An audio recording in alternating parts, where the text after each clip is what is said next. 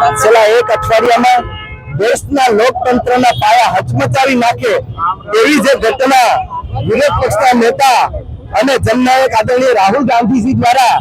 3 થી 4 દિવસ પહેલા તો પ્રેસ કોન્ફરન્સ કરી અને આ ઇલેક્શન કમિશનની પોલ ખોલી છે। આ ઇલેક્શન કમિશન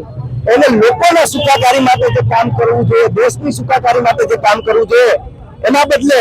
ક્યાંક ઇલેક્શન કમિશન વેચાઈ ગયું છે અને ભારતીય જનતા પાર્ટીની સરકારના ઇશારે કામ કરતું હોય તેવું એ પુરાવામાં સાફ સાફ સામે આવે છે। જે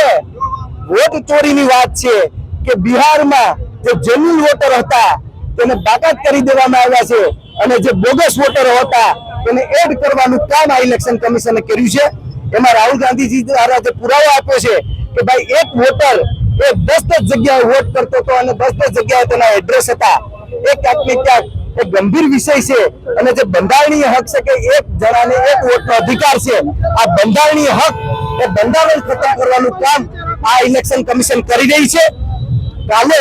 વિરોધ પક્ષના તમામ સાંસદો એ ઇલેક્શન કમિશનને જ્યારે મળવા માટે જાય છે ત્યારે આ સાંસદોને પણ ઇલેક્શન કમિશન એ મળતું નથી અને ભાજપના ઇશારે અત્યારે ભાજપે જે એજન્સીઓ ખરીદી લીધી છે એમાં સીબીઆઈ હોય, ઈડી હોય,